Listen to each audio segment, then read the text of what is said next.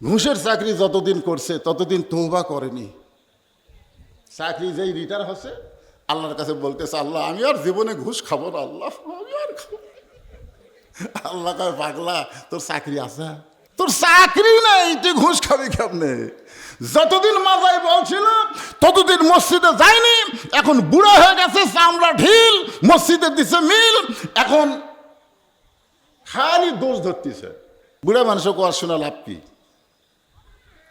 যখন হয় চামড়া ঢিল, আল্লাহর সাথে দিছে মিল, এমনি মিল দিছে। যখন রুকু সেজদা ঠিক মতো করবার পারতো তখন মসজিদে যায়নি। আমার এলাকার এরকম একজন মুরব্বী সারা জীবন শয়তানি করছে, বুড়া বয়সে নামাজ ধরছে। ওই মসজিদে আজান দেওয়ার আগে আসে, মুয়াজ্জিন আজান দেওয়ার আগে আসে। যদি 1-8 মিনিট দেরি হয়, এই মুয়াজ্জিন মাস গেলে বেতন নেও না মিয়া। মুয়াজ্জিন কয়, কে রে এই বুড়া বয়সে নামাজ ধরে আমার চেহারে শুরু করলো। তো এখন ওই বুড়ার ভয়ে মুয়াজ্জিন ঠিক মতো আজান দেয়। তো বুড়াই ফজর নামাজ পড়বার এসে দেখে মুয়াজ্জিন আজান দিয়ে যায় গোসল করছে। মুয়াজ্জিন আগে কি দিছে, তারপরে গোসল করছে। বুড়া কয়, কে রে আগে আজান দিল তারপরে গোসল করলো, তার মানে না পাক অবস্থা আজান দিল দিয়ে পাক হলো। যাক আজকের দিন কিছু কমো না। পরের দিন আবার এসে দেখে মুয়াজ্জিন আজান দিছে, ওই বুড়াক দেখে আজান দিয়ে তারপরে গোসল করছে। ইমাম সাহেব যেই ফজরের সালাম ফিরাইছে, বুড়া লাভ ধরে বলতেছে, জরুরি এলান। সমস্ত মুসল্লি কয়, কি জরুরি এলান? বলে, আপনারা জানেন এই মুয়াজ্জিন ফজর আজান দেয় তারপরে গোসল করে। সমস্ত মুসল্লি কয়, নাউজুবিল্লাহ, মুয়াজ্জিন সাহেব আপনি নাপাক অবস্থায় আজান দেন তারপরে গোসল করেন। মুয়াজ্জিন বলতেছে, এই বুড়ার জন্যে। এই বুড়া এই সারা জীবন শয়তানি করছে আর বুড়া বয়সে নামাজ ধরছে, 1 মিনিট দেরি হওয়ার দেয় না। আপনারা মাস গেলে আমাকে 4,000 টাকা বেতন দেন, বর্তমান সময়ে বলেন তো 4,000 টাকা বেতন দিয়ে আমার সংসার চলবে? 5 ওয়াক্ত নামাজের আজান দেই, বেতন দেন মাত্র 4,000। আমি এই জন্য এশার নামাজ পড়ার পরে এই যে পাশে যে গুদাম দেখতেছেন, এই গুদামে আমি কুলিগিরি করি, আলু বস্তা করি, সেই বস্তা আবার স্টোরের মধ্যে ঢুকাই, এগুলো কাজকাম করি ফজরের নামাজের আগ পর্যন্ত করে। আমার শরীর তো ঘামে যায়, শরীরের মধ্যে ময়লা জমে। এই বুড়ার জন্য, এই শালা বুড়ার জন্যে আমি আগে আজান দেই, কারণ দেরি হলেই তুই খেপে যাবি। এর জন্য আগে আজান দেই, তারপরে আমি গোসল করি। কয় টাকা বেতন দেন মুয়াজ্জিন? এই জন্যে বলতেছি যে বুড়া হলে, চামড়া ঢিল হয়ে গেলে নামাজ পড়লে হবে না। সব ইবাদত হতে পারে কিন্তু নামাজ হবে না। নামাজ পড়ার বয়স আছে, 7 বছর থেকে নামাজের তালিম দাও, 10 বছর থেকে জোর করে নামাজ ধরাও। জোরে করার কথা ঠিক কিনা? কারণ বাংলাদেশে কোনো ইবাদত মানুষকে মানুষ করতে পারবে না। একমাত্র ইবাদত মানুষকে মানুষ বানাবে, তার নাম হচ্ছে নামাজ। আল্লাহ কোরআনে বলেছেন, ইন্নাস সালাতা তানহা আনিল ফাহশাই ওয়াল মুনকার।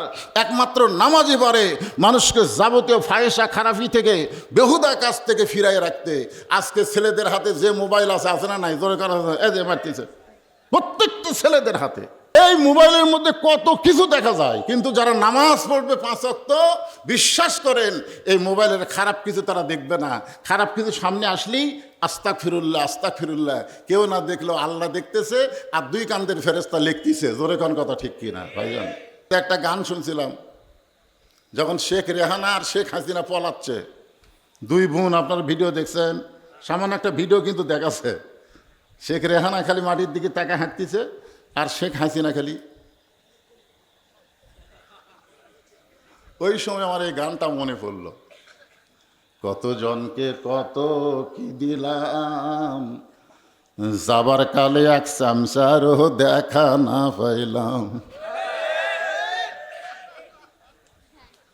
আহা, বাড়িঘর সহায় সম্পত্তি সবই থাকবে, সব থাকবে, যে কোনো মুহূর্তে আমাদের ডাক আসবে। জোরে কোন কথা ঠিক কিনা? যে কোনো মুহূর্তে। খালি ডাক দিছে বুড়িমা, আর বুড়ি টোপলা নিয়ে হাজির। কারণ বুড়ি সাইজ হয়ে বসে আছে যে বন্যা নামক গজব আসবে, আর গজব আসলে তো খেতা খুঁতা এরকম গোছাতে দেরি হয়ে যাবে, এদিকে পানি এসে তুলে ফেলে দিবে, দরকার নাই আগে থেকে সাইজ। নূহ নবী কখন বুড়ি মাকে ডাকবে এটা বুড়ি যেমন জানে না, কখন আমাদেরকে আজরাইলের ডাক পড়বে, মৃত্যুর ডাক পড়বে, আমরাও কিন্তু কেউ জানি না। জোরে কোন কথা ঠিক কিনা? ছেলেবেলেরা কি ভাবতেছে, তোমার দাদা বেঁচে আছে, এই তোমার দাদা বেঁচে আছে, তোমার বাপ বেঁচে আছে, তুমি তো সিরিয়াল নম্বর 3। যুবকেরা একটু মনোযোগ দাও বাবা, তোমাদের জন্য ওয়াজ। নামাজ পড়ার সঙ্গে সঙ্গে আল্লাহ 2টা পুরস্কার দিবেন। আল্লাহ বলতেছেন ফালিয়াবুদু রব্ব হাযাল বাইত আল্লাযী আত'আমাহুম মিন জু'ইন ওয়া আমানাহুম মিন খাউফ। ওই ঘরের মালিকের তোমরা গোলামি করো, ওই ঘরের মালিকের তোমরা গোলামি করো, তোমাদেরকে সঙ্গে সঙ্গে 2টা পুরস্কার দেওয়া হবে। 1 নম্বর পুরস্কার হলো তোমাদের রেজেকের কোনো পেরেশানি থাকবে না, আর 2 নম্বর পুরস্কার হলো ওই ভারতের ভয় করা লাগবে না, আমেরিকার ভয় করা লাগবে না, যাবতীয় ভয় থেকে আল্লাহ তাআলা পুরাপুরি নিরাপত্তা দিয়ে দিবে। সুবহানাল্লাহ, জোরে কোন। নামাজ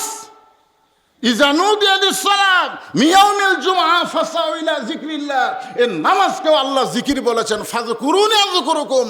নামাজ হচ্ছে সবচাইতে দামি জিকির। জোরে কোন কথা ঠিক কিনা কথা বলেন? রুহের জগৎ, কিসের জগৎ?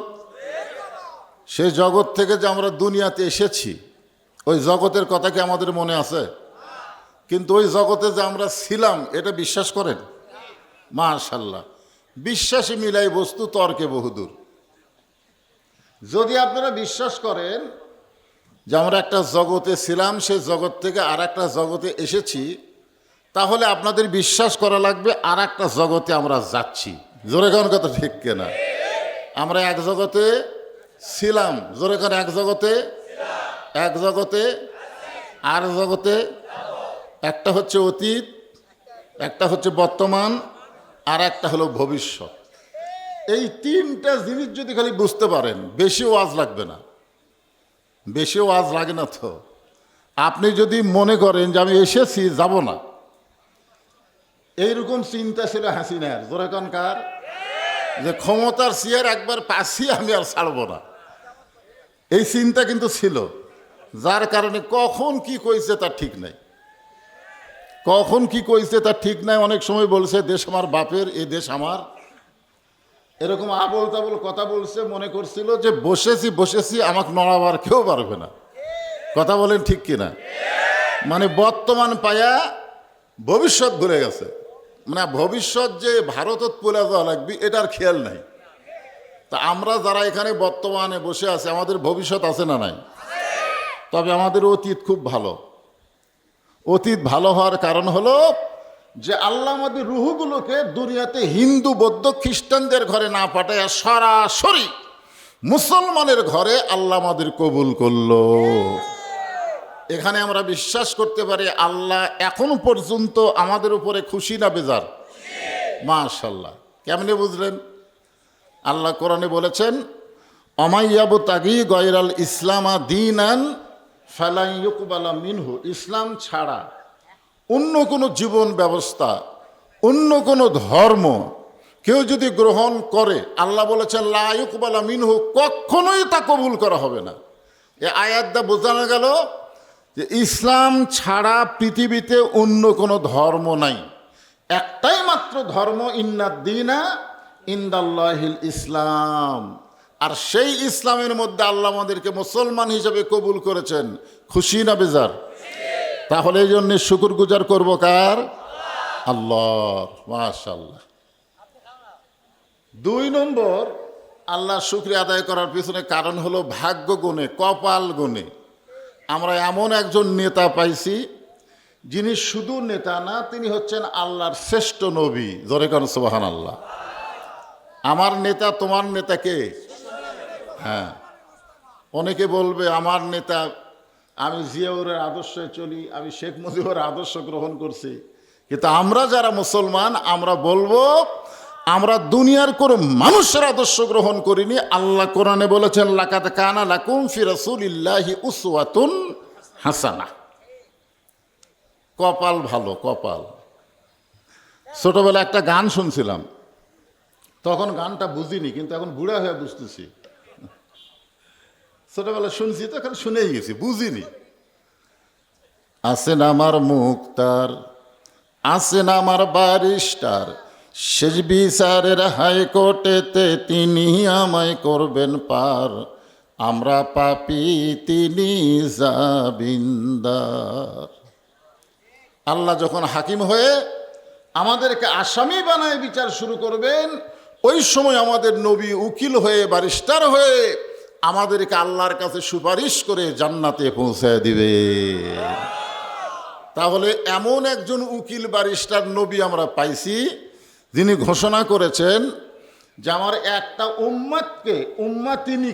একটা উম্মাতিনীকে বাহিরে রেখে আমি নবী ভিতরে ঢুকবো না। সুবহানাল্লাহ বললেন, কিসের বাইরে? এই যে বুঝবার পারছে, একজন উম্মাতিনী যতক্ষণ বাহিরে থাকবেন ততক্ষণ নবী জান্নাতে ঢুকবেন না। নবী জান্নাতে একবার ঢুকছিলেন লাইলাতুল মেরাজে। কখন? কথা বলেন, কখন? জান্নাতে যখন নবী ঢুকলেন, নবীর সঙ্গে একজন ফেরেশতা ছিল, নাম হলো জিবরাইল। জোরে বলেন, নাম কি? তো জিবরাইল আলাইহিস সালাম বললেন, ইয়া রাসূলুল্লাহ, আপনি যদি জান্নাত থেকে বের না হন, এই কথা বলা যাবে না। কি ওখানে কি হয়েছে বাবা? না, জান্নাত থেকে বের যদি আপনি না হন, আল্লাহ আপনাকে জান্নাত থেকে বের করে দিবে না। কে বলতেছেন? না, জিবরাইল নবীকে বলতেছে, আপনি যদি জান্নাত থেকে বের না হন, আল্লাহ আপনাকে জান্নাত থেকে বের করে দিবে না। কারণ জান্নাতের দরজায় লেখা আছে, ওয়ালা তাশতাহি আনফুসুকুম, জান্নাতেরা যা চাবে আল্লাহ তাই দিবে। জোরে কারণ সুবহানাল্লাহ। আল্লাহ বলেছেন ফাদখুলুহা খালিদিন, কেউ যদি একবার জান্নাতে প্রবেশ করে তাকে চিরস্থায়ীভাবে আল্লাহ জান্নাত দিয়ে দিবে। তাহলে আপনি যদি জান্নাত থেকে বের না হন, আল্লাহ আপনাকে জান্নাত থেকে বাইর করে দিবে না। খামাখা দুনিয়াতে যে আপনি কি করবেন? যেই বছর রাসূল মেরাজ করেছেন, ওই বছর রাসূলের জীবনে 3টা কষ্ট গেছে। জোরে কোন কয়টা? 1 নম্বর কষ্ট হলো চাচা আবু তালেব মারা গেছে। 2 নম্বর কষ্ট হলো দরদের বিবি খাদিজা দুনিয়া থেকে বিদায় নিয়েছে। 3 নম্বর কষ্ট হলো তায়েফের ময়দানে কলেমার দাওয়াত দিবার যে রক্তাক্ত হয়েছে। তাহলে 3টা কষ্ট যেই বছর, সেই বছরে আবার মেরাজ। জিবরাইল বলতেছে, আপনি খামাখা কষ্টের দুনিয়াতে কেন যাবেন? আপনি যদি জান্নাত থেকে বের না হন, আল্লাহ আপনাকে জান্নাত থেকে বের করে দিবে না। সঙ্গে সঙ্গে আমাদের নবী বললেন, জিবরাইল, যেই কথা একবার বলেছ, এ কথা আর দ্বিতীয়বার বলো না। আপনারা বলেন তো, জিবরাইল কি নবীর পক্ষে বলতেছে না বিপক্ষে বলতেছে? তো নবী এত গরম হলো কেন? যেই কথা একবার বলেছ, এ কথার দ্বিতীয়বার বলবো না। কারণ আমি নবীকে আল্লাহ যদি জান্নাতে থাকার জন্য ঢুকতে বলতো, আমি জান্নাতে ঢুকতামই না। আমি শুধু জান্নাত দেখার জন্য ঢুকছি। আল্লাহ আমার উম্মতের জন্য কেমন জান্নাত বানাইছে, সেই জান্নাত দেখার জন্য ঢুকছি। আমি সেই দিন জান্নাতে থাকার জন্য ঢুকবো, যেদিন আল্লাহ আমার সমস্ত গুনাহগার উম্মতিনীকে জান্নাত দিয়ে দিবে। এখন বলেন, যেই নবী নেতা জান্নাতে যায় আমাকে বলে নাই, আর আমরা দুনিয়ার কি সব নেতা পাচ্ছি। আমার নেতার চরিত্র ফুলের মতন পবিত্র, নামাজ পড়ে না 1 ওয়াক্ত, সিগারেট খায় 7 ওয়াক্ত। জোরে কোন কথা ঠিক কি না? কি শালা নেতা, যারা ঠিক মতো পরিষ্কারই না, ওরকে পিছনে আমরা ঘুরতেছি, কয় এটা আমার নেতা, এটা আমার নেতা। শোনেন, তিনি হচ্ছেন নেতা, যিনি কেঁদেছেন, কাঁদতেছেন এবং কাঁদবেন শুধুমাত্র আমাদের জন্য। আমরা তাকেই নেতা মানি, নবী মানি। এমন একজন বিশ্ব নবীর উম্মত হওয়ার তৌফিক আল্লাহ আমাদের দিয়েছেন। আমাদের ভাগ্য ভালো না খারাপ? তাহলে আর একবার বলি আলহামদুলিল্লাহ। এই যে কোরআনের তাফসির আপনারা শুনবেন, যে কোরআনকে কেন্দ্র করে আজকের এই পাঠাগার, পাঠাগারের ভর্তি হওয়ার কোনো ছাত্রের বয়স নাই, যাইতে যার হাতে কোরআন দেওয়া হলো তিনি কি যুবক, সওয়াল, একেবারে বয়স্ক মানুষ। সেই কোরআন আল্লাহ আমাদেরকে নিয়ামত স্বরূপ দান করেছেন, যে কোরআন থেকে আমি আপনাদের সামনে আলোচনা করব। আপনাদের কাছে আমার একটা প্রশ্ন, এই কোরআনের ভিতরে কোনো সন্দেহ আছে? আছে? এই কোরআনের মধ্যে কোনো ভুল আছে? ভুল? এই কোরআনের মধ্যে কোনো ধোঁকা আছে? আচ্ছা, যে সংবিধান দিয়া বাংলাদেশ চলতেছে, অনেকে বলে না সংবিধানের বাইরে যাওয়া যাবে না, বলে কি বলে না? সংবিধানের বাইরে, পবিত্র সংবিধান, পবিত্র সংবিধান। আপনারা বলেন তো, একমাত্র কোরআন ছাড়া আর কোনো পবিত্র সংবিধান আছে? অথচ আমাদের বাংলাদেশে যে সংবিধান ডক্টর কামাল হোসেন লেখছে, আপনারা কোন তো এই সংবিধানে সন্দেহ আছে না নাই? গোজামিল আছে না নাই? আছে। তাহলে এই সংবিধান যার থেকে আপনারা তাফসির শুনবেন, সেই কোরআনের মধ্যে সন্দেহ নাই, ভুল নাই, ধোঁকা নাই। সেই পবিত্র কোরআন থেকে আমি দুটো আয়াত আপনাদের সামনে তেলাওয়াত করেছি। এই দুইটা আয়াতকে সামনে নিয়ে গরমের দিন আমি আপনাদের বোঝানোর চেষ্টা করব। আপনারা একটু মনোযোগ দিয়ে কথাগুলো শুনবেন। রাজি আছেন সবাই? হ্যাঁ। পরিবেশ সুন্দর দেওয়া লাগবে, আপনারা বেশি কথাবার্তা বলবেন না, যখন বলা লাগবে তখন বলবেন ইনশাআল্লাহ। এখন আসেন,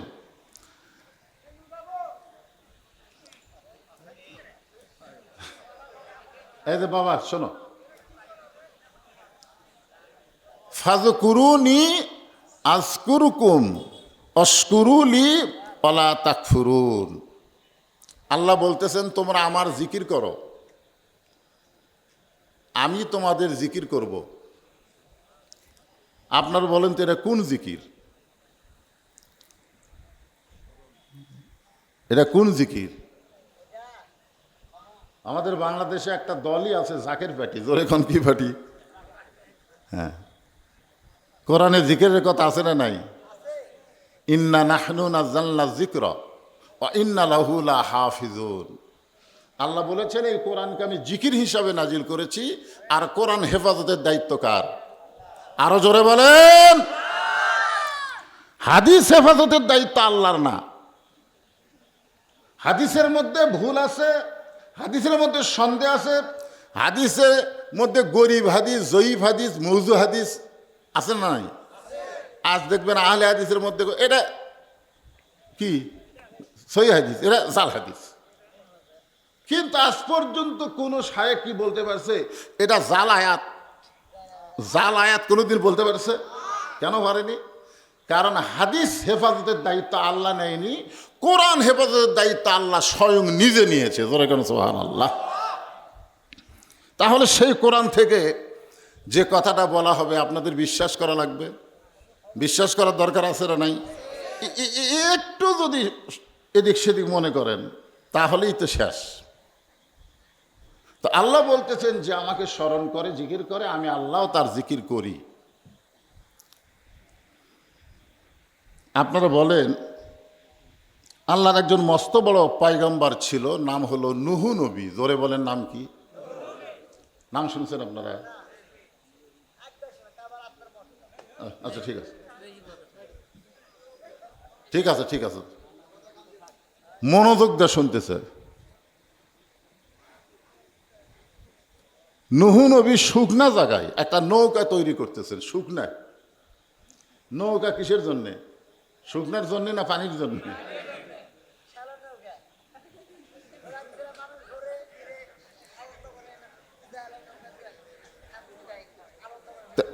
শোনেন বাবাজিরা, নৌকার কথা বলতেছি তো অনেকে চিন্তা করতেছে আবার নৌকা। হ্যাঁ, নৌকার কথা কোরআনে আছে তো নাই? তো আমি বাংলা ভাষায় বলতেছি নৌকা। তো নৌকা তৈরি করতেছেন শুকনা জায়গায়। এমন সময় এক বুড়ি মানুষ লাঠিতে ভর দেয় এসে বলতেছে, বাবা নূহ, তুমি এই শুকনা জায়গায় নৌকা তৈরি করতেছো, কারণ কি? একটা কারণ তো আছে। তো নুহু বলতেছে, বুড়িমা বন্যা নামক একটা গজব আসবে, বন্যা নামক একটা গজব আসবে, এই গজবে গোটা পৃথিবী ধ্বংস হবে। কেবলমাত্র এই নৌকার ভিতরে যাদের জায়গা হবে তারা ধ্বংস হবে না। 15.5 বছর যারা নৌকার ছিল তাদের কোনো বিপদ হয়নি। জোরে কোন কথা ঠিক কিনা? নৌকার বাহিরে যারা ছিল, হাইরে বিপদ ভাই। বাড়ির ঘুম পাড়ারই সময় নেই। বাড়ি আছে 3 তলা, ঘুম পাড়ে আলুর বাগুড়ের মধ্যে। তো বুড়ি খুব চালাক। বুড়ি বলতেছে, বাবা নুহু, বন্যা গজব যখন শুরু হবে তখন সবাই যদি এই নৌকা উঠবার চায়, এই সামান্য নৌকার মধ্যে কি সব মানুষের জায়গা হবে? নূহ নবী বললেন, বুড়িমা,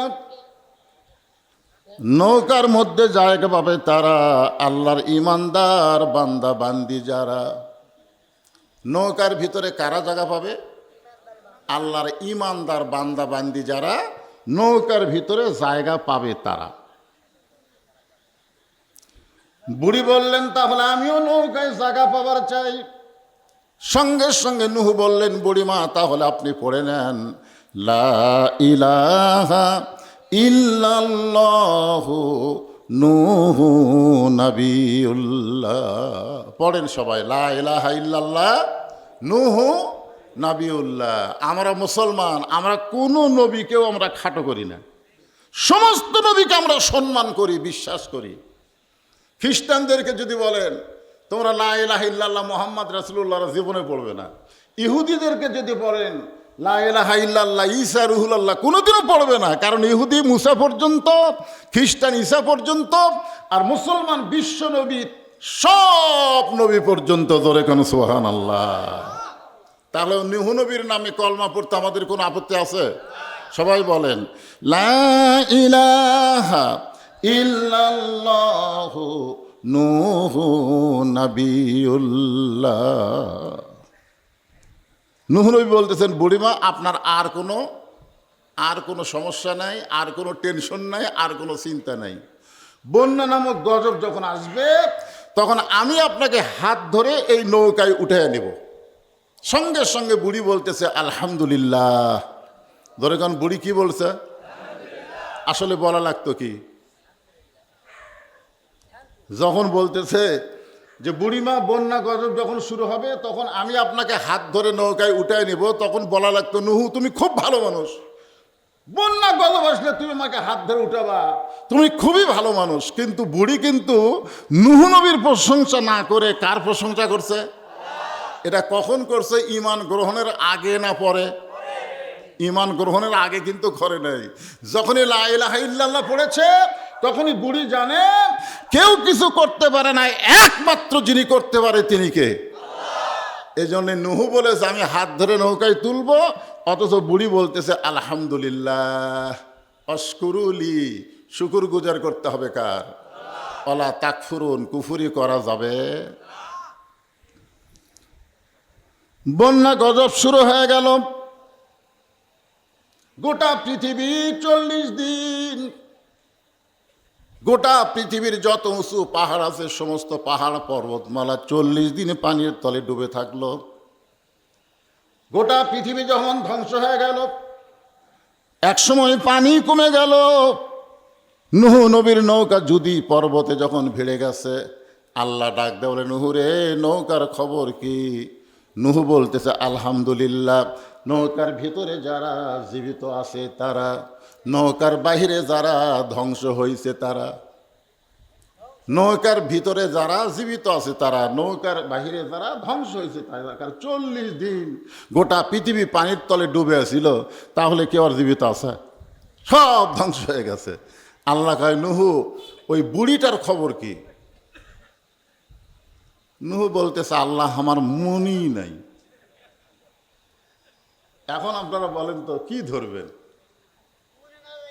অনেকে বলে, হুজুর আমার কোনো টেনশন নাই, আমি আটশি গেছি, আমি আটশি ধরছি হুজুর। হুজুর আমি অমুক পীরের হাতে বায়াত হয়েছি হুজুর, আমার কোনো টেনশন নাই। দেখছেন, বিপদ যখন শুরু হয় একটা নবী পর্যন্ত ভুলে যায়। জোরে কোন কথা, ঠিক কথা বলেন। সমস্ত নবীরাই বলবে ইয়া নফসি ইয়া নফসি ইয়া নফসি, আমার কি হবে, আমার কি হবে। একজন মাত্র নবী শুধু ভুলবে না, ইয়া রব্বি হাবলি উম্মতি, ভাগ্য গুণে তিনি আমাদের নবী। জোরে কোন সুবহানাল্লাহ। নূহ নবী বলতেছে আল্লাহ আমার মনেই নেই। আল্লাহ বলে নূহ তাহলে বুড়িটার খবর কি? নূহ বলতেছে সব যখন ধ্বংস হয়ে গেছে তাহলে বুড়িটাও ধ্বংস হয়ে গেছে। আল্লাহ বলে নূহ আজগুবি কোনো কথা বলা যাবে না, কথা বলতে গেলে তদন্ত করে কথা বলা লাগবে। আজগুবি রাজাকার, আজগুবি জিএমবি, আজগুবি জঙ্গি, এগুলো কথা বলার সুযোগ আর নাই। বাংলাদেশের মানুষ আর বোকা নাই। রাজাকার এই মুহূর্তে বাংলা ছাড়, এইগুলো আজগুবি কথা বলে আর বাংলার মানুষকে তোমরা ঠকাতে পারবে না। কারণ বাংলার মানুষ বুঝে গেছে ডাকসু আর জাকসু নির্বাচনে। জোরে কোন কথা ঠিক কিনা? আরো বাংলার মানুষ বুঝবে সামনে রাকসু আর চাকসু যখন নির্বাচন হবে তখন বুঝতে পারবে যতই তোমরা আজগুবি কথা বলো, আজগুবি কথা বলে বাংলার মানুষকে ঠকানো যাবে না। জোরে কোন কথা ঠিক কিনা? একজন নবীকে আল্লাহ সতর্ক করে বলে নূহ আজগুবি কোনো কথা বলা যাবে না। আজগুবি যাবে, বুঝে শুনে কথা বলতে হবে। একজন বলে দিচ্ছে দিব, জোরে কোন কথা ঠিক না? যাই বলে আই রে, সেই দিকে যাই রে, বুঝা শোনা নাই রে, কি সেই দিন আর নাই।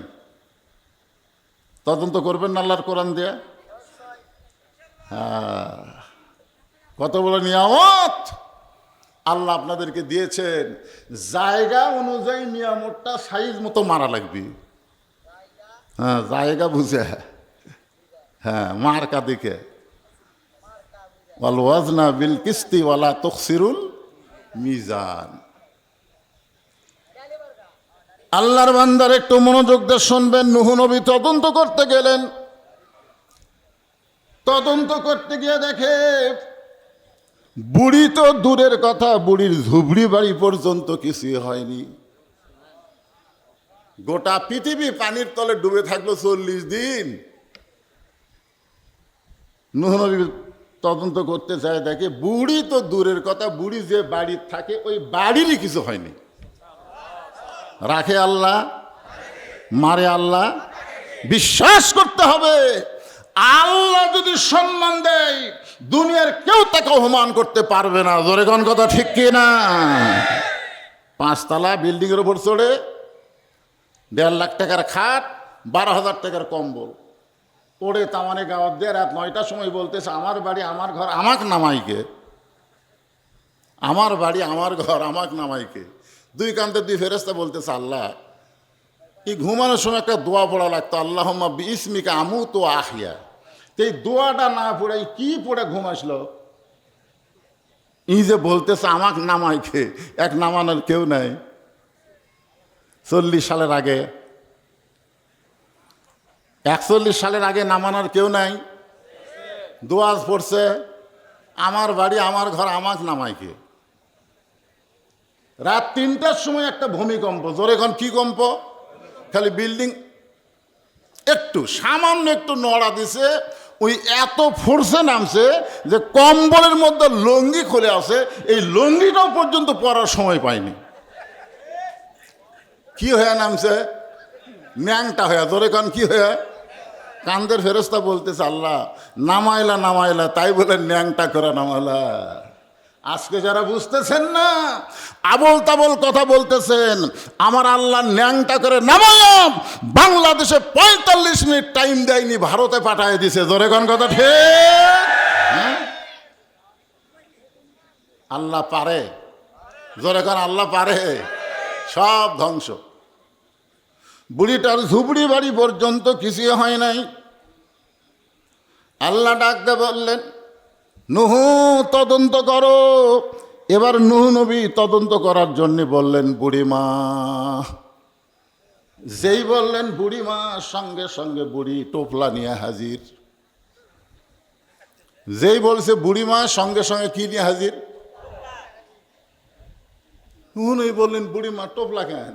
বলে বাবা সাইজ হয়ে আছি, ওয়ালা তামুতুন্না ইল্লা ওয়া আনতুম মুসলিমুন।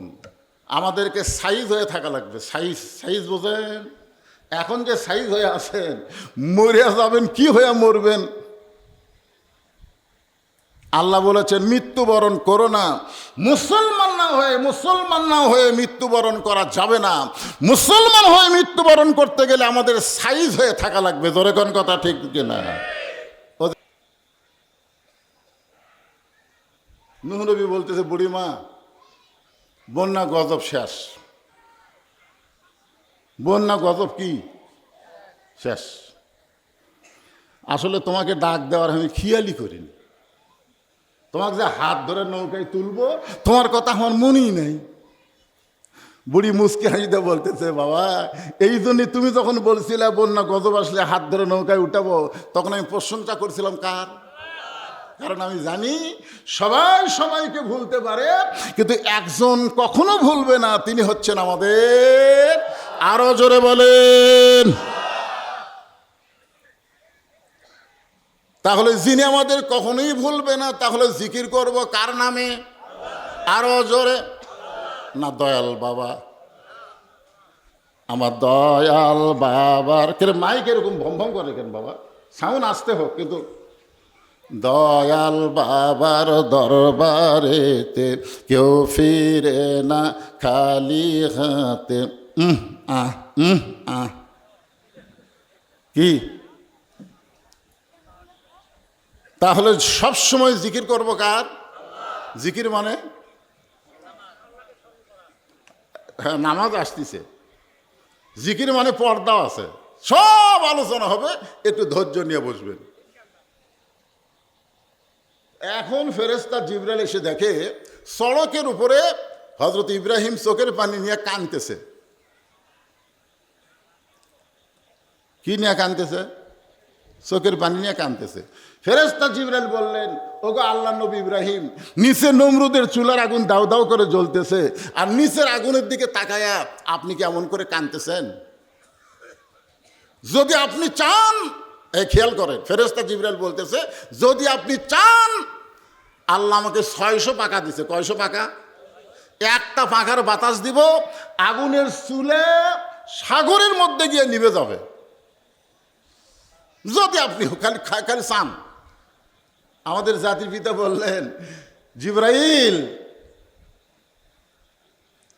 একমাত্র আল্লাহ ছাড়া অন্য কারু কাছে চাওয়া যাবে? এটা কি অন্তর থেকে বলতেছেন না এমনি এমনি? একমাত্র আল্লাহ ছাড়া অন্য কারো কাছে চাওয়া যাবে না। সূরা ফাতিহার মধ্যে আমরা সবাই স্বীকারোক্তি দিচ্ছি। এই টার্গেট লাইট মারে কে? সবাই আমার সঙ্গে পড়েন, পড়েন, ইয়াকা না'বুদু ওয়া ইয়াকা নাস্তাঈন। আমরা গোলামি করি কার? আমরা সাহায্য চাইব কার কাছে? উকিল এসে বলতেছে, আজকে রাত 12টায় আপনার ফাঁসি হবে, আজকে রাত 12টায় আপনার ফাঁসি হবে। মীর কাসেম আলী বলতেছে, এখন রাত কয়টা বাজে? তো বলে এখন রাত বাজে 9:30। কয়টার সময় ফাঁসি হবি? খেয়াল করে শোনেন, কয়টার সময় হবি? আর এখন বাজে কয়টা? 9:30। মীর কাসেম আলী মুসকি মুসকি হাসতেছে আর বলতেছে, আলহামদুলিল্লাহ, এখনো 2.5 ঘন্টা। আপনাদের কিছুই মনে হচ্ছে না? মুসকি মুসকি হাসতেছে আর বলতেছে, এখনো 2.5 ঘন্টা নিচের নমরুদের আগুন দাউ দাউ করে জ্বলতেছে। 600 পাখা আছে, একটা পাখার বাতাস দিলে আগুনের চুলা সাগরে নিভে যাবে। ইব্রাহিম নবী বললেন, জিবরাইল, তুমি আমার ঈমানের পরীক্ষা নিচ্ছ? আমি এখন পর্যন্ত নমরুদের আগুনের চুলার দিকে একবারও তাকাই নাই, কারণ বিশ্বাস করি নমরুদ আগুন জ্বলাবার পারে, পুরানোর ক্ষমতা নমরুদের হাতে নাই। পুরানোর ক্ষমতা একমাত্র কার হাতে? আরো জোরে বলেন। 2.5 ঘন্টা, আলহামদুলিল্লাহ। খামাখা 2.5 ঘন্টা বসে থাকে কি করব?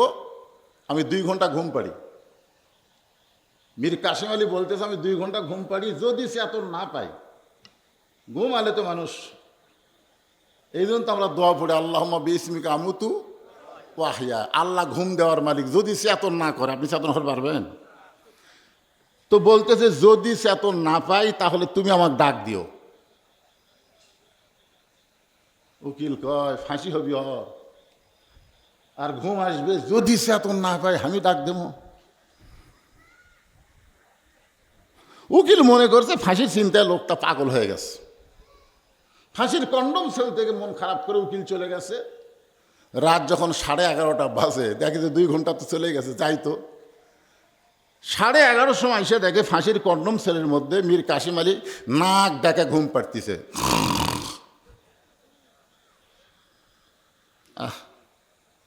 আর মাত্র 8 ঘন্টা পরে এই লোকটার ফাঁসি হবে, আর সেই লোকটা নাক ডাকা ঘুম পাড়ে।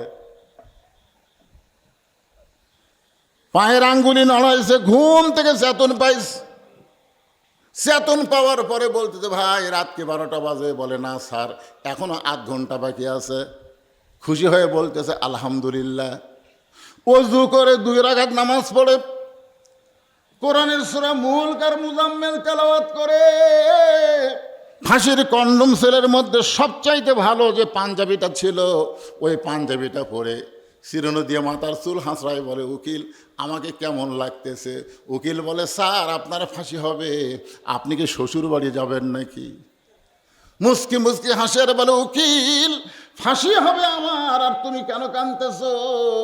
তুমি শুনে নাও, ওয়ালা তাকুলু লিমান ইউকতালু ফি সাবিলিল্লাহি আমওয়াতুন বাল আহইয়াউ ওয়ালাকিন লা তাশউরুন। এই কোরআন হলো সবচাইতে বড় জিকির। সেই কোরআনের মধ্যে আল্লাহ বলেছেন আল্লাহ রাস্তায় অন্যায়ভাবে যাদেরকে হত্যা করা হয় তাদেরকে তোমরা মৃত্যু বলো না, আমি আল্লাহ বলতেছি তারা জীবিত। 2 ঘন্টা ঘুমের মধ্যে আল্লাহ পাক আমাকে দেখাইছে ওই ফাঁসির মাধ্যমে 8টা জান্নাতের দরজা আমাকে বরণ করবে। জিবরাইল একটাবারও আগুনের দিকে আমি তাকাইনি, আমি তাকাই আছি আমার আল্লাহর দিকে। জোরে কান কার দিকে? হাসবি আল্লাহু, বলেন হাসবি আল্লাহু নিমাল ওয়াকিল অনিমাল মওলা অনিমান নাসির। আল্লাহ বলে দিলেন কুল্লা নারু কুনি বারদাও ওয়া সালামান আলা ইব্রাহিম। আগুনের চুলার উপর ইব্রাহিম আমি আল্লাহর জিকির করেছে, আমি আল্লাহ ইব্রাহিমের জিকির করে আগুনকে শান্তিদায়ক বানায়া দিলাম। তাহলে জিকির করব কার? আরো জোরে বলেন। সবচাইতে বড় জিকিরের নাম কি? ইন্না নাহনু নাজ্জালনা যিকরা ওয়া ইন্না লাহু লাহাফিজুন। সব জিকিরের মধ্যেও এখন কিন্তু আল্লাহর কোরআন জিকিরের মধ্যে কোনো কিছু ঢুকছে? কথা বলেন ভাই, ঢুকছে?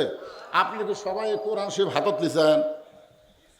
না না, সবাইকে বলতেছি, এটা কি কোনোদিন হাতত লিছেন, ধরছেন?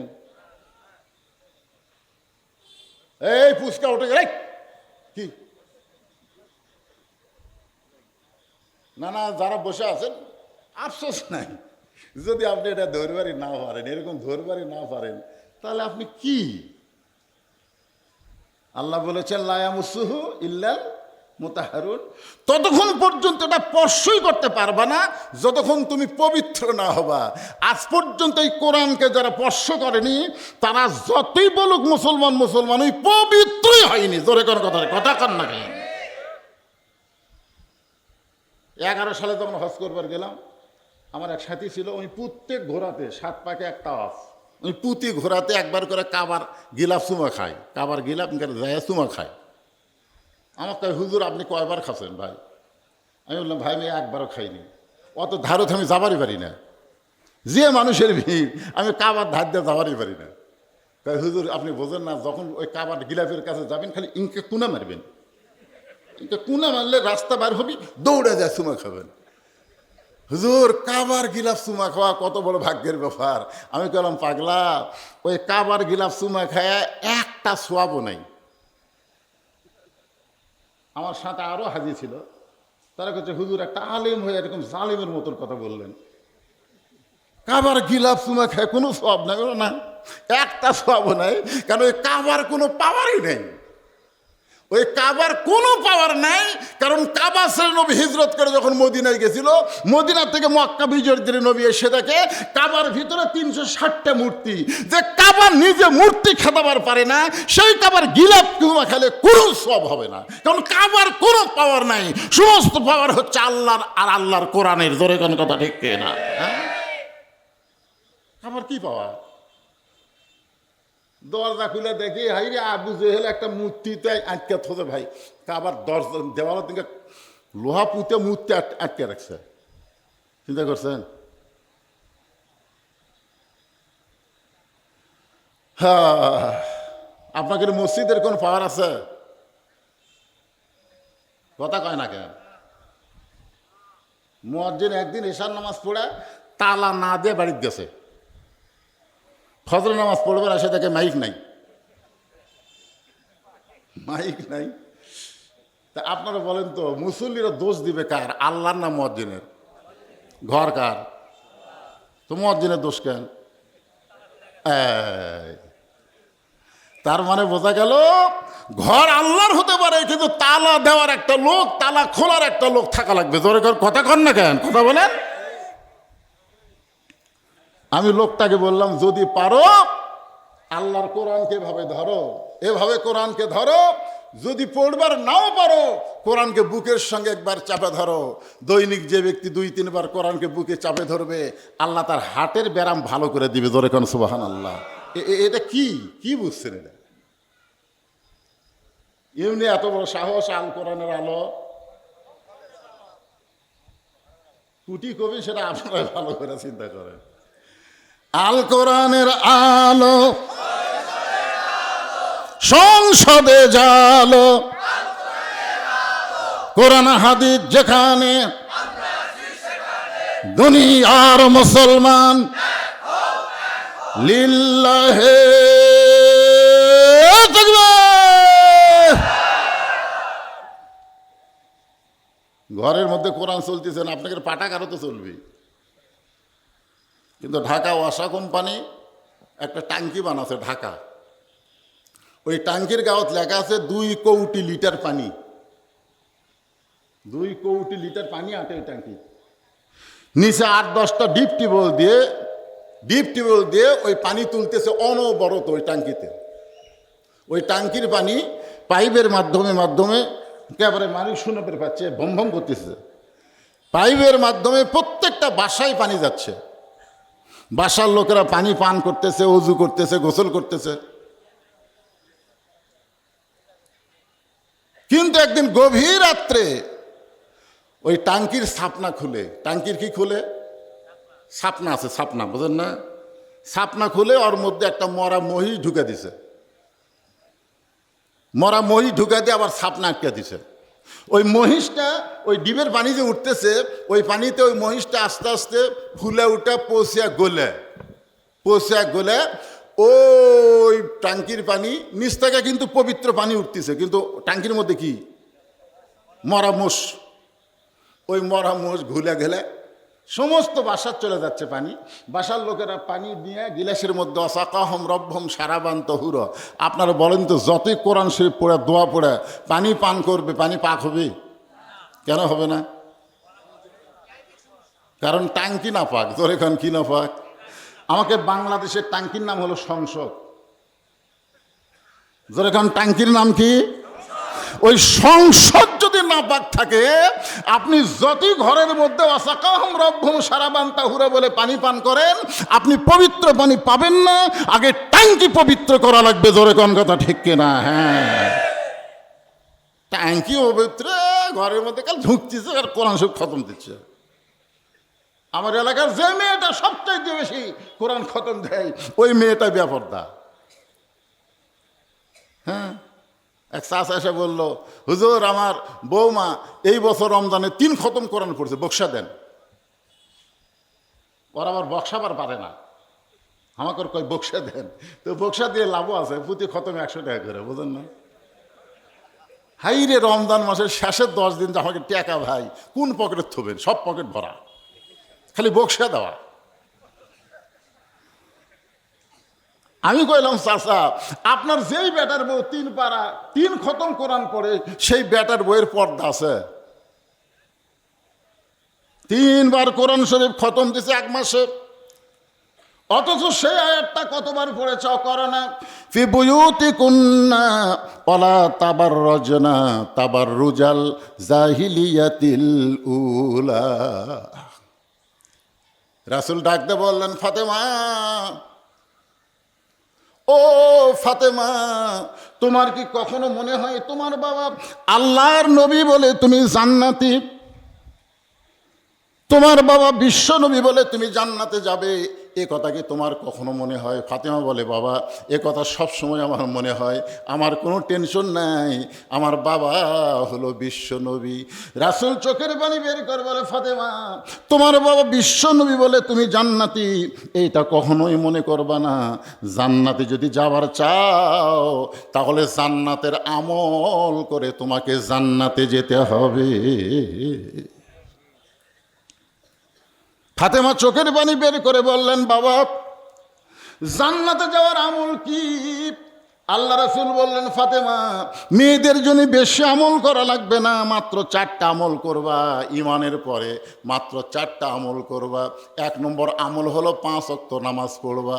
2 নম্বর আমল হচ্ছে রমজান মাসে রোজা করবা। আমার মায়েরা যারা পর্দার অন্তর আছেন একটু মনোযোগ দিয়ে শোনেন। 3 নম্বর আমল হচ্ছে স্বামীর খেদমত করবা। আর 4 নম্বর আমল হচ্ছে সতীত্বের হেফাজত, পর্দা করবা। ফাতেমা বলতেছে, বাবা, এই 4টা আমলের মধ্যে সবচাইতে গুরুত্বপূর্ণ আমল কোনটা? এই মনোযোগ দিয়ে শোনেন। আল্লাহ রাসূল বলেন, ফাতেমা, স্বামী যখন খেদমত চাবে, স্বামী যখন খেদমত চাবে তখন তুমি খেদমত করবা। অযাতাই যেন স্বামীর খেদমত করো না। আমার কথা কি আপনারা বুঝতেছেন?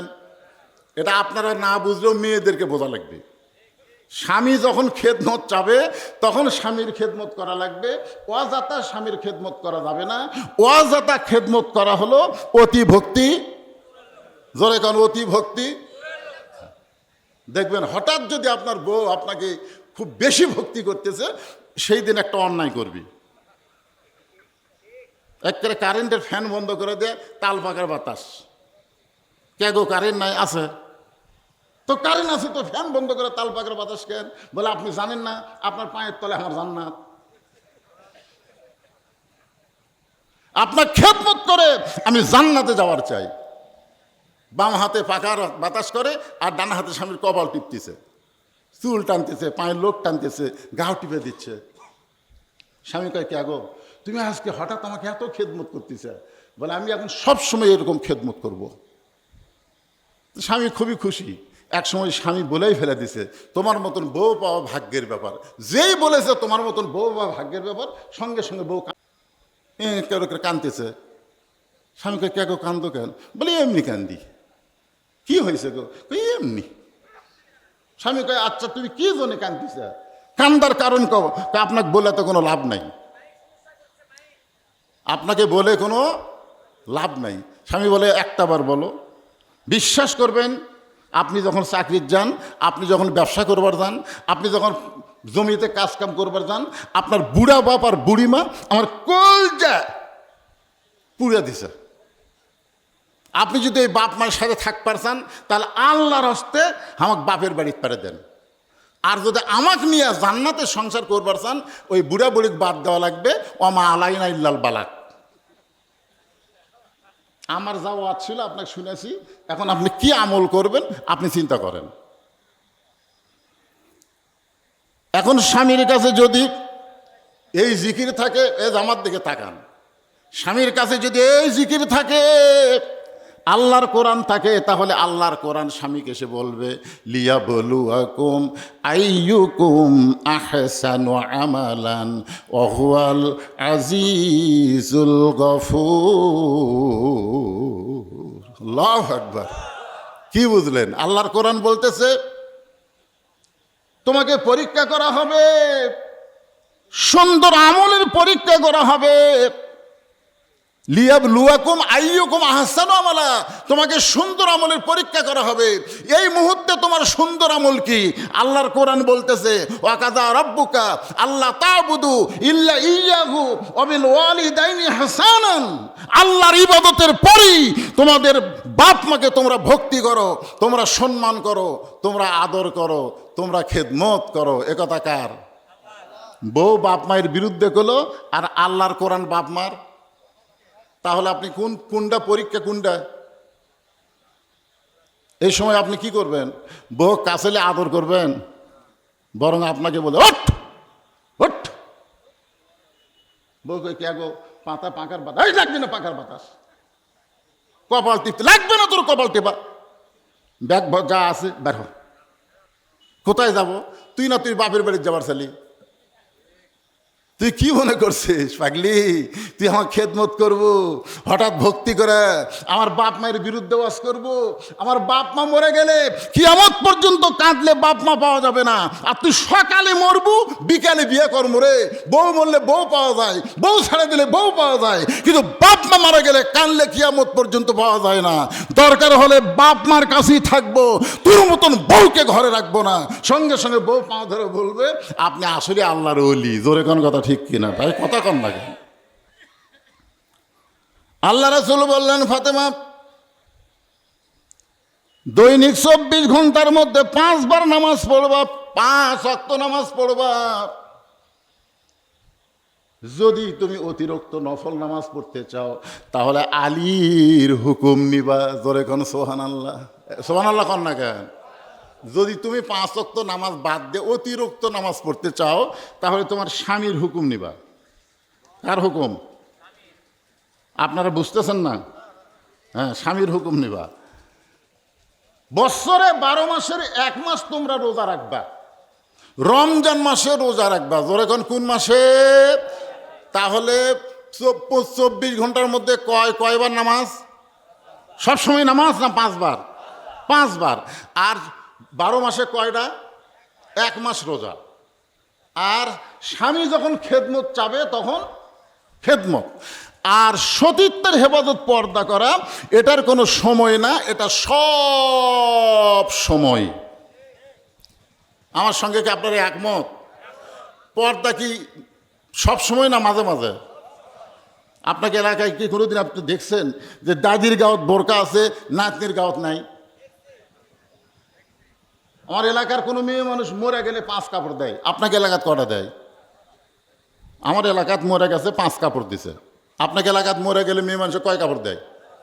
আচ্ছা, ওই খাটনি মেয়ে মানুষের লাশ যে রাখে, খাটনি কি লাশ বাইর করে থই না ঢাকা থই? লাশ কি করে? ঢাকা থই না। আপনার বুঝতেছেন না আমার কথা? তো লাশটা যখন ঢাকে তখন ফেরেশতারা কি করে জানেন? আল্লাহ, এই মেয়ে মানুষ যখন জীবিত আছিল তখন পাড়ার সব পুরুষ মানুষ এই মেয়ে দেখছে, এখন মরে গেলে 5 কাপড় দিয়ে আবার খাটনি চাদর দিয়ে ঢাকছে। কারণ কি? আল্লাহ বলতেছে দেশের নাম বাংলাদেশ রে, ওই দেশের মেয়েরা বাঁচতে মানে না রে, মরার পরে মানে।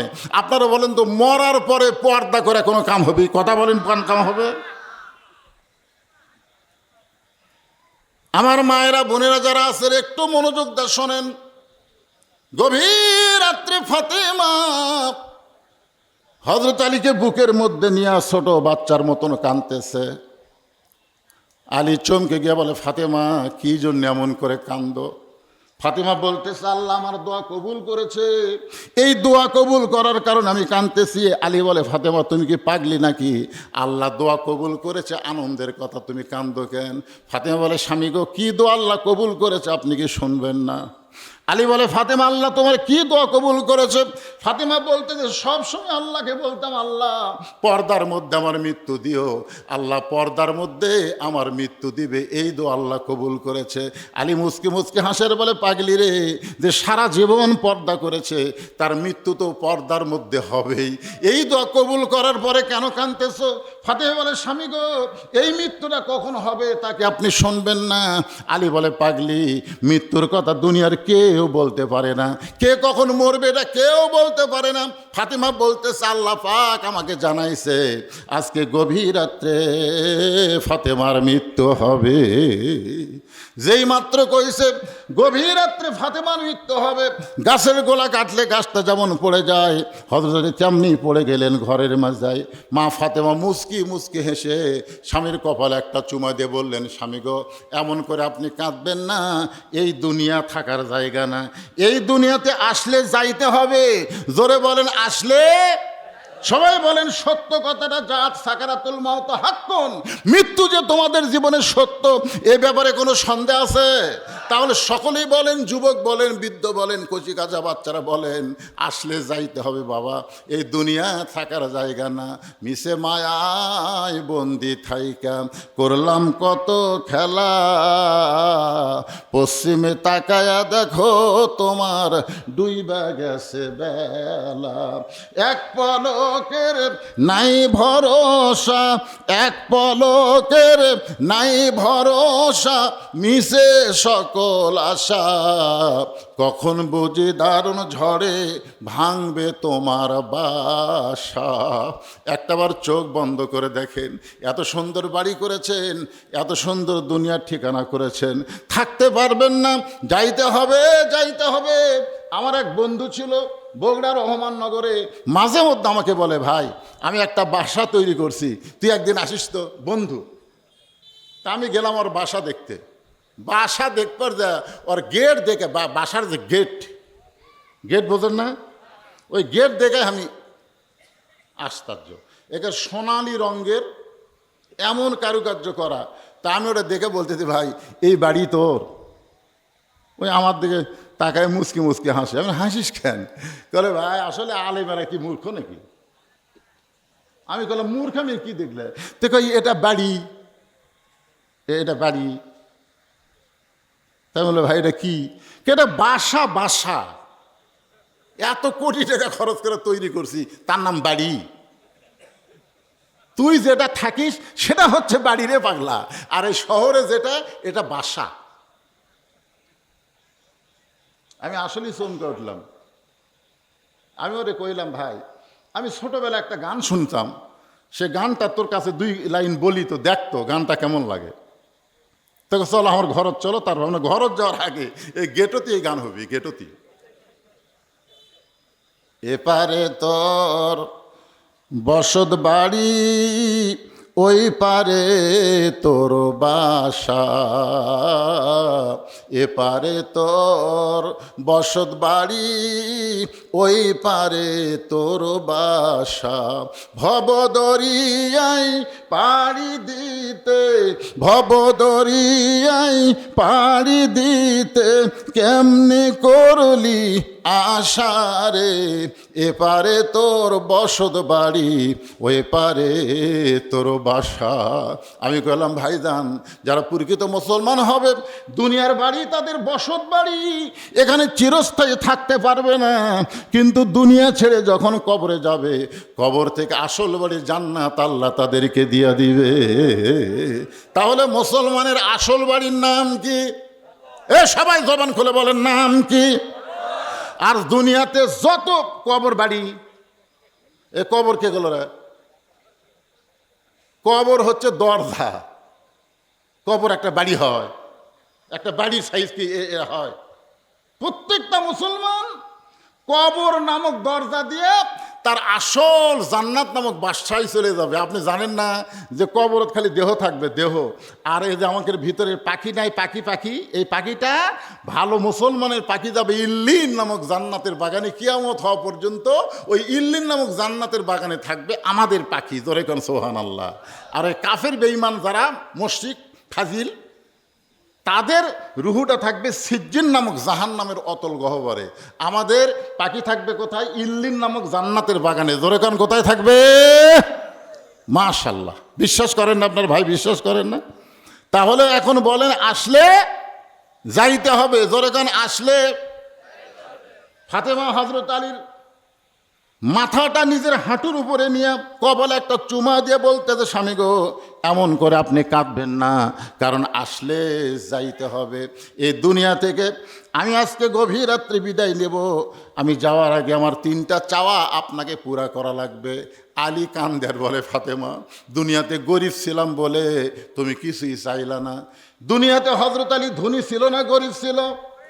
আল্লাহ রাসূল বলেছেন, ফাতেমা কোনোদিন কোনো কিছু চাইলে আমার আলীরে কষ্ট যেন দেশ না। দুনিয়ার বহু ধনী ধনী যুবক তোকে বিয়ে করতে চাইছিল মা, আমি তাদের কারো একজনের সঙ্গে তোকে বিয়ে দিবার চাইছিলাম, কিন্তু স্বয়ং আল্লাহ ঘটকালি করে ওই আলীর সঙ্গে তোর বিয়ে হয়েছে। আমার আলী বড় গরিব, আমার আলীরে কষ্ট দিবে না, সেই জন্য ফাতেমা কোনোদিন আলী কষ্ট পাক এরকম কোনো কিছু চাইনি। আলী কান্দের বলে, ফাতেমা একদিন গভীর রাত্রে আমি চেতন পাইলাম, চেতন পায়ে দেখে হাসান হোসাইন 2 ভাই 2 ধারে ঘুম পাড়তেছে। আমি আলী চেতন পায়ে দেখি ফাতেমা ঘরের মধ্যে নাই।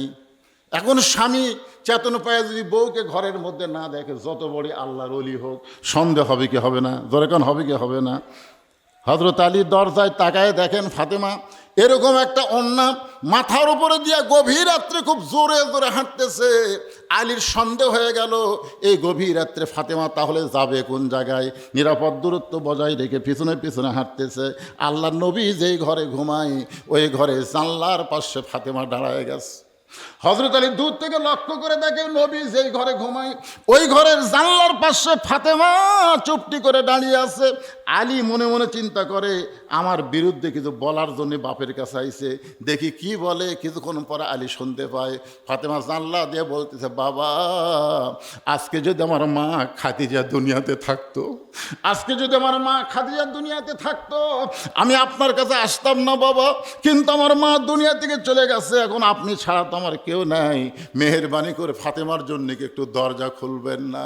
আল্লাহ নবী যখন দরজা খুলে দেয়, ফাতেমা দরজা দিয়া যেই মাত্র নবীর ঘরে ঢুকছে, এমন সময় হযরত আলী এক দৌড়ে জানলার কাছে এসে কানটা লাগায় দিছে। দেখি বাপ মেয়ের মধ্যে কি গল্প হয়। রাসূল বলে, ফাতেমা তুই একা একা ঘরের মধ্যে কেন ঢুকলি মা? আলীকেও ঘরের মধ্যে নিয়ে আয়। হযরত আলী জানলা থেকে চমকে উঠছে, কেরে আমি জানলার কাছে, এটা রাসূল কেমনে জানলো? রাসূল বলেন, ফাতেমা তুই কেন একা একা ঘরের মধ্যে ঢুকলি? আমার আলীকেও ঘরের মধ্যে নিয়ে আয়। ফাতেমা বলতেছে, বাবা আপনার জামাই আলী ঘুম পাড়তেছে, হাসান হোসেন ঘুম পাড়তেছে, বাবা গো এই সুযোগে আমি আপনার কাছে আইছি চোরের মতন, মেহেরবানি করে আপনি একটু বাতি জ্বলান, মেহেরবানি করে একটু বাতি জ্বলান। রাসূল বলে, ফাতেমা বাতি জ্বলান লাগবে না, তুই কি বলবি বল। ফাতেমা বলতেছে, এর আগে বহুদিন বলেছি, বলে কোনো লাভ হয় নাই, আজকে একটু আপনাকে দেখাবার চাই। আল্লাহ নবী যখন বাতি জ্বালাইছে এমন সময় ফাতেমা 2টা হাত নবীর সামনে বাড়ায় দেয়।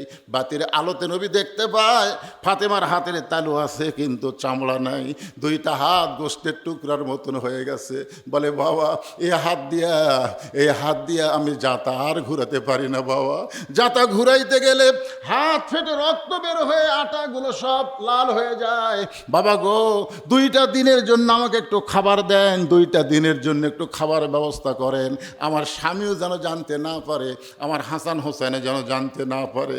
আল্লাহ রাসূল একটুখানি বিরক্ত হয়ে ঘরের কোনায় গিয়ে বলতে, সাল্লাম দুনিয়ার কত ধনী ধনী যুবক আমার ফাতেমাকে বিয়ে করতে চাইছিল, কিন্তু এমন একটা গরিব আলীর সঙ্গে আপনি কবুল করলেন। আজকে আমার মেয়েটা আমার কাছে এমন করে হাত দেখায় কান্দে, আমি যতই নবী হই কিন্তু বাবা হিসাবে সহ্য করবার পারতেছি না। সঙ্গে সঙ্গে ফাতেমা মাথায় ঘোমটা দিয়া চলে যাচ্ছে। রাসূল ডাকতে বলে, ও ফাতেমা তুই কোথায় যাস? তোর বিরুদ্ধে তো কিছুই বলি নাই। ফাতেমা বলতেছে, বাবা আমার স্বামীর বিরুদ্ধে আপনি আল্লাহর কাছে কি বলতেছেন? আপনি বলেছেন আল্লাহ বাদ দিয়ে কাউকে যদি সেজদা করার হুকুম করা হতো তাহলে প্রত্যেকটা বউকে বলা হতো স্বামীর পায়ে সেজদা করো। সেদিন থেকেও গো আল্লাহর নবী, আল্লাহর পরে আমার স্বামী আলীকে আমি সবচাইতে বেশি ভালোবাসি। আলী কান্দের বলে, ফাতেমা রে দুনিয়ার জীবনে কিছুই দিবার পারি নাই, আজকে মৃত্যু রাতে তুমি কি চাও? ফাতেমা ফাতেমা বললেন, মাত্র 3টা জিনিস আপনি আমাকে দেবেন, আমি মরে যাওয়ার পর রাতের অন্ধকারে আপনি আমাকে দাফন করবেন। আমি রাতের অন্ধকারে মরব, আর দিনের বেলা আমার কবর দিবেন। আমার কবর দুনিয়ার মানুষ দেখলে আমার পর্দার খেলাফ হয়ে যাবে। রাতের অন্ধকারে আমাকে দাফন করবেন। আমার 2 নম্বর চাওয়া হলো, আমার জন্য কোনো জানাজার ব্যবস্থা করা লাগবে না, আপনি মানুষ ডাইকা ডাইকা জানাজা করবেন, দরকার নাই। আলী বলে, ফাতেমা তুমি নবীর কলিজার টুকরা, তোমার জানাজার খবর শুনলে হাজার হাজার মানুষ জানাজায় দোয়া করবে।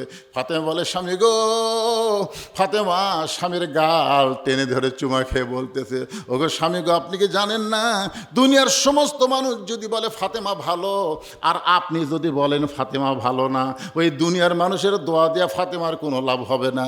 আর দুনিয়ার সমস্ত মানুষ যদি বলে ফাতেমা খারাপ, আর আপনি যদি বলেন আমার বউ ফাতেমা ভালো, এক স্বামীর সার্টিফিকেটে ফাতেমার জন্য 8টা জান্নাতের দরজা খুলে গেল। এখন আপনারা বলেন, বউ ভালো হওয়া লাগবে কার কাছে? জোরে কান, কার কাছে? আর হামাকের গুলা ল উল্টা কি কয়, খালি তুমি আমাকে দেখতে পারো না, খালি তুমি। পাড়া খুঁজে দেখো, আমার বিরুদ্ধে কেউ নাই। ও মা মারে, ওয়াজ যারা শুনতেছেন, জিকিরের ওয়াজ, ইন্না নাহনু নাযালনা যিকরা ওয়া ইন্না লাহু লাহাফিজুন। দুনিয়ার মানুষের কাছে আপনাকে ভালো হওয়া লাগবে না, স্বামী যদি আপনাকে ভালো বলে বিনা হিসাবে জান্নাতে চলে যাবে। জোরে কেন সুবহানাল্লাহ, সুবহানাল্লাহ বলেন। আমার লাশটা খাটনিতে তুলবেন না, খাটনিতে 4 জন কান্দে নিবে। আমি ফাতেমা হিসাব করে দেখলাম, আমার লাশ কান্দে নেওয়ার মতন কে আছে? আমার বাবা যদি আজকে দুনিয়াতে থাকতো, মরা মেয়ের লাশের খাটনি বাবা কান্দে নিবার পারত। 6 মাস আগে আমার বাবা দুনিয়া থেকে বিদায় হয়ে গেছে। আমার হাসান হোসেন যদি বড় হইতো, মায়ের লাশের খাটনি কান্দে নিবার পারত। আপনি দয়া করে আপনার একান্ত বন্ধু কেউ যদি থাকে, তারে বলবেন সে যদি কবর খনন করে দেয়, আর আপনি গোপনে আমারে দাফন করবেন। দাফন করার পরে হযরত আলী আল্লাহর কাছে বলতেছে, আল্লাহ আমার ফাতেমাকে তুমি কবুল করে নাও। এই দোয়া করার সঙ্গে সঙ্গে তাকায় দেখে সামনে কয়েকটা পুরাতন কবর দেখে, নতুন কবর আর সামনে দেখা যায় না। এখনই ফাতেমার কবর দেওয়া হলো, সেই কবরটা কোন জায়গায় গেল? হযরত আলী গোটা জান্নাতুল বাগি দৌড়ায় আর বলে, ফাতেমার কবর, ফাতেমার কবর। কে যেন বলে, আলী রে, ফাতেমা পর্দা নিশি, জোহরা ডিগ্রি দিয়ে আল্লাহ তার কবরটাকেও পর্দা করে দিয়েছে। আমার মায়েরা যারা পর্দার অন্তর আছেন, মা আপনাদের জন্য বেশি ওয়াজ দরকার নাই, আপনারা পর্দা আমল করেন, পর্দার ভিতরে থাকেন, পর্দার মধ্যে থাকবেন, আপনাদের দাম আল্লাহ বাড়াইয়া দিবে। আপনারা বলেন তো, আদমকে আল্লাহ তৈরি করছে কি দিয়া? মাটির উর্বরা শক্তি কি কোথায়? ভিতরে না বাহিরে? মাটির উর্বরা শক্তি ভিতরে না বাহিরে? বুঝিনি। আচ্ছা, ঘরের মধ্যে সার খোল দিয়ে যদি একটা গাছ লাগান হবি, আর বাইরে যদি লাগান, তাহলে পুরুষ মানুষ যত বাইরে থাকবে তত পুরুষ মানুষের দাম বাড়বি। মরদ মানুষ মরদেরা ঘরের মধ্যে কি করেন? কুতুর কুতুর কুতুর ঘরের মধ্যে কি? মসজিদের মধ্যে থাকার কথা নাই। ফাইজা কুদিয়াতি সালা ফান্তাশিরু ফিলা, নামাজ হয়ে গেছে আর মসজিদের মধ্যে গল্প মারো না। একেবারে 4 ফ্যান দিয়ে 3 জন গল্প মারতেছে, ফ্যান দিছে 4টে, গল্প করতেছে 3টে। আলু ধানের দাম বেড়ে আবার কমে গেল, এই গল্প করতেছে, 4 ফ্যান ঘুরতেছে। তো কান্দের ফেরেশতাকে আল্লাহ, নামাজ পড়া সবাই তো চলে গেল, এরা 3 জন যে 4 ফ্যানটা গল্প করতেছে, এর কি রেজাল্ট কি? আল্লাহ বলতেছে, নামাজ পড়ার পরে যতক্ষণ এর মাথার উপর ফ্যান ঘুরিছে, এই ফ্যানের কারেন্টের বিল এই 3 জন আলাদাভাবে না দিলে জান্নাতে যাওয়া পারবি না। কারণ মসজিদ আর বাপের না যে ইচ্ছা মতো ফ্যান ঘুরাবি। জোরে কোন কথা কন না কেন? মরদ মানুষ মাটি দিয়ে তৈরি করছে আমাকে, যত বাইরে থাকবেন তত আমাকে দাম বাড়বি। কি বাইরে থাকিনি? 3 তলা বাড়ি করছি, সিরাজগঞ্জ রোডত আসছি, বউ করলাম টাঙ্গাইল থেকে চমচম দিছি গো। বউ বলতেছে, যতই চমচম কিনেন আজকে বাড়িতে আসেন না। আমি বললাম কেন? বলে সন্ধ্যা থেকে পুলিশ খুঁজতেছে, টবল মারতেছে, আজের বাড়িতে থাকা হবে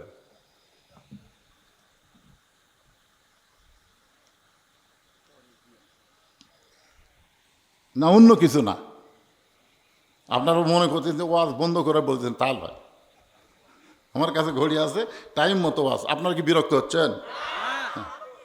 না, আরো 2 ঘন্টা না, গরমের দিন তো যে কথা বলতেছিলাম খুব খেয়াল করেন, যে মেয়ে মানুষকে আল্লাহ তৈরি করছে কি দিয়ে? হাড় দিয়ে। আচ্ছা, হাড়ের সৌন্দর্য ভিতরে না বাইরে? আপনার যদি অ্যাক্সিডেন্ট হয়ে কোনো জায়গার হাড় বের হয়ে যায়, মনে করেন অ্যাক্সিডেন্ট হয়ে একটা হাড় বের হয়ে গেছে, এই হাড় কি ডাক্তার বেড়াই থবি না অন্য জায়গার চামড়া কাটে আনে হলেও ওই হাড় ঢেকে দিবি? তার মানে বোঝা গেল, হাড় যত ভিতরে থাকবে তত হাড়ের সৌন্দর্য, আর মাটি যত বাইরে থাকবে মাটির তত উর্বরা শক্তি। পুরুষ মানুষ যত বাইরে থাকবে পুরুষের আল্লাহ শক্তি বাড়ায় দিবে, আর মেয়েরা যত বোরকার মধ্যে যত পর্দার মধ্যে থাকবে আল্লাহ তাদের সৌন্দর্য বাড়ায় দিবে। ধরে কোন সুবহানাল্লাহ। মেয়েদেরও আর শেষ। আর তার একবার বলি, ফাযকুরুনি আযকুরুকুম ওয়াশকুরুলি ওয়ালা তাকফুরুন ইয়া আইয়ুহাল্লাযীনা আমানুস্তাঈনু বিস-সাবরি ওয়াস-সালাহ ইন্নাল্লাহা মা'আস-সাবিরিন। আল্লাহু আকবার। ভাইজান, এই পাঠাগারের জন্যে 100টা কোরআন শরীফ লাগবে। একজন উঠবেন না।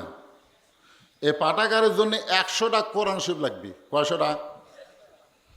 যারকে বাপ মা মারা গেছে, বাপ মা রুহের মাগফিরাতের জন্য একটা কোরআন শরীফের টাকা এই পাঠাগারত লগদে দেওয়া লাগবে। একটা কোরআন শরীফ মাত্র 500 টাকা। আপনি 500টা টাকা দিবেন, এরকম একটা কোরআন শরীফ দান করার সওয়াব আল্লাহ আপনার বাপ মার কবরে দিয়ে দিবে। এই হাজার হাজার মানুষের মধ্যে মাত্র 100টা কোরআন শরীফ আমি চাই। 100টা। আল্লাহর কোন পাগল পারবেন যে বাপ মার কবরকে আল্লাহ জান্নাত বানানোর জন্য একটা 500 টাকা লোড দিয়ে একটা কোরআন দেওয়ার সওয়াব আল্লাহ যেন আমার বাপ মাকে দেয়। একটা কোরআন শরীফ বাবা, একটা পৃথিবীর শ্রেষ্ঠ দান, নবীর মাদ্রাসা পাঠাগারে একটা কোরআন শরীফ 500 টাকা দেন, 500টা টাকা দেন, লিয়ে আসেন বাজান, লিয়ে আসেন।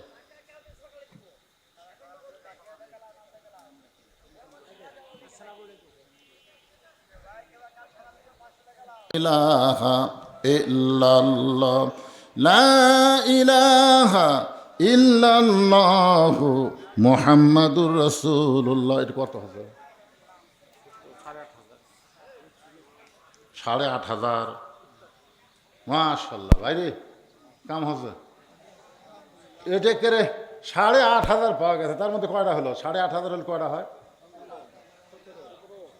17টা পাওয়া গেছে। মাশাআল্লাহ, 17টা কোরআন শরীফ বাবদ 8,500 টাকা পাওয়া গেছে। আপনারা দিচ্ছেন। প্রথম বছর তো এরকম ভুল হওয়া স্বাভাবিক। পরের বার থেকে দ্বিতীয় বক্তা আপনাকে পুরো কালেকশন করে দিবে। প্রধান বক্তা এসে কিছু ওয়াজ করবে, কিন্তু প্রধান বক্তাকে দেওয়া কালেকশন করবার গেলে মাহফিল দেখলেন না, এলোমেলো হয়ে গেল।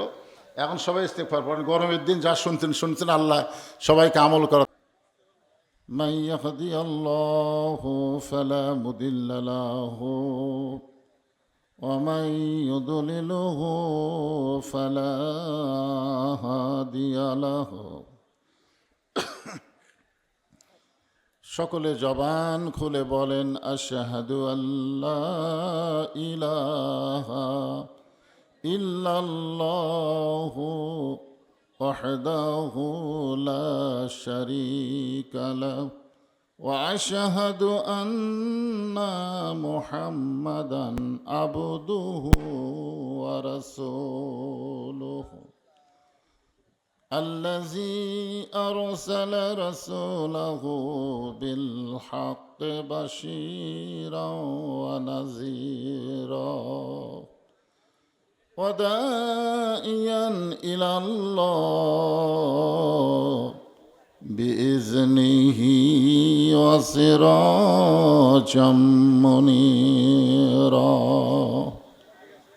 فقد قال الله تعالى في كلامه المجيد والفرقان الحميد।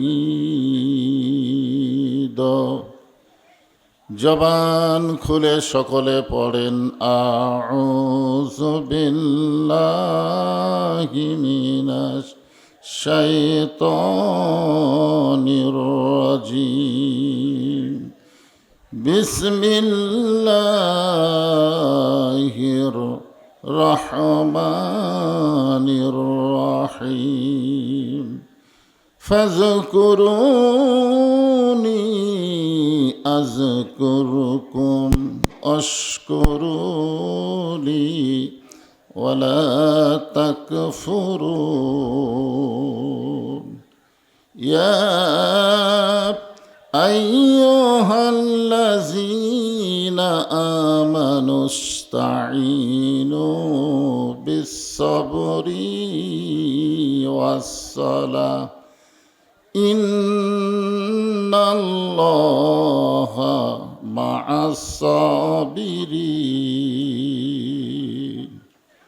إن الله وملائكته يصلون على النبي يا أيها الذين آمنوا صلوا عليه وسلموا تسليما اللهم صل على محمد اللهم بارك على محمد يا أيها الذين آمنوا اذكروا الله ذكرا كثيرا لا إله إلا الله সবাই আল্লাহর জিকির করতে শরম আছে লা ইলাহা ইল্লাল্লাহ লা ইলাহা মরণের কালে বুঝিতে পারিবা কবরে গেলে বুঝিতে পারিবা এই কলে মার কত গুণ লা ইলাহা ইল্লাল্লাহ বলরে মুমিনগণ লা ইলাহা ইল্লাল্লাহ চাঁদ সূরুজার গ্রহ তারা আল্লাহ নামের পাগল পারা চাঁদ সূরুজার গ্রহ তারা আল্লাহ নামের পাগল পারা আমার আল্লাহ নামের এতই দয়া আল্লাহ নামের এতই মায়া লুকিয়ে রাখছেন হে আল্লাহ জোরে লা ইলাহা লা ইলাহা ইল্লাল্লাহু মুহাম্মাদুর রাসূলুল্লাহ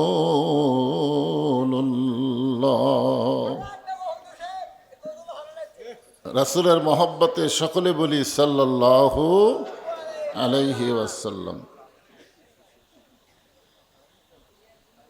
প্রাণনাথপুর চক বুলাকি ইসলামিক পাঠাগার ও সমাজ কল্যাণ পরিষদ কর্তৃক আয়োজিত আজকের এই তাফসিরুল কোরআন মাহফিল।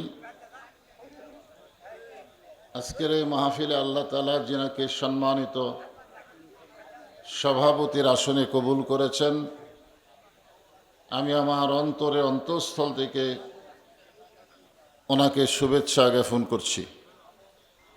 আজকের এই মাহফিলের সম্মানিত প্রধান অতিথি,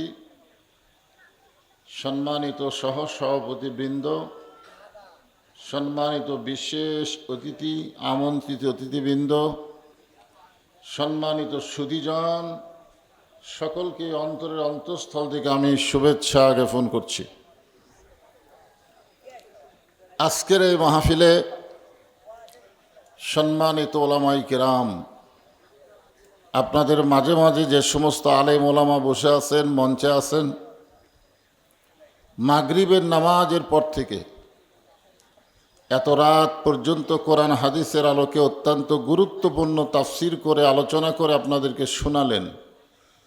আলেম ওলামা সহ আজকের এই মাহফিলের বক্তাগণকে অন্তরের অন্তঃস্থল থেকে আমি শুভেচ্ছা জ্ঞাপন করছি। এই মুহূর্তে আমার সামনে যারা বসে আছেন, কেউ মাটিতে বসে আছেন, কেউ চেয়ারে বসে আছেন, আবার অনেকে জায়গা না পাওয়ার কারণে দাঁড়িয়েও আছেন। আপনারা সকলেই হচ্ছেন আল্লাহর বান্দা। সুবহানাল্লাহ বলেন। সবচাইতে বড় ডিগ্রি কি? বান্দা। আল্লাহ কোরআনে বলেছেন, ফাদখুলি ফি ইবাদি ওয়াদখুলি জান্নাতি। যখন কেউ আল্লাহর বান্দা হয়ে গেল, ও তখনই জান্নাতে প্রবেশ করলো। আপনারা জান্নাতে প্রবেশ করেন নাই, কিন্তু জান্নাতের বাগানে তো প্রবেশ করছেন না, কি কন? যেখানে কোরআন হাদিসের আলোচনা হয়, তাফসির হয়, ওই জায়গাকে কি বলা হয়? রিয়াজুল জান্নাহ, বেহেশতের টুকরা। এই বেহেশতের টুকরার ভিতরে যেনারা বসে আছেন, দাঁড়িয়ে আছেন, সকলকেই অন্তরের অন্তঃস্থল থেকে আমি শুভেচ্ছা জ্ঞাপন করছি। আমার সম্মানিত মা বোনেরা, পর্দার অন্তরালে বসে বসে যারা আলোচনা শুনতেছেন, মাইকের সাউন্ড কম বেশি করা যাবে না, অ্যাকুরেট। পর্দার অন্তরালে বসে বসে যে সমস্ত মা বোনের আলোচনা শুনতেছেন, তাদেরকে শ্রদ্ধা জ্ঞাপন করে আবারও একবার জিজ্ঞাসা করতেছি, আপনারা সকলে কেমন আছেন? এক সময় আমরা শারীরিক সুস্থ ছিলাম,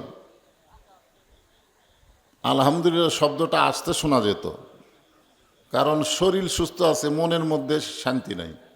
এরকম একটা সময় ছিল কি ছিল না বলেন? 5ই আগস্টের আগে 24-এ আমাদের মনের মধ্যে কেমন যেন একটা তড়পড়ানি থাকতো, না জানি কি হয়, না জানি কি হয়। আজরাইল ধরার আগে পুলিশ ধরার ভয় ছিল কি ছিল না বলেন? কিন্তু আল্লাহ রহমতে এখন আমাদের শরীরও ভালো, মনও ভালো।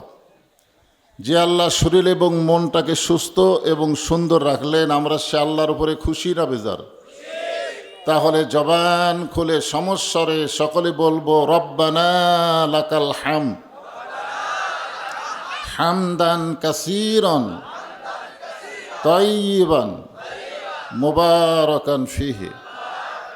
আমরা প্রশংসা করলাম কার?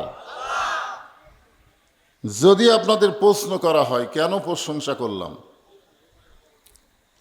উত্তর অবশ্যই আপনারা জানেন। জানেন না?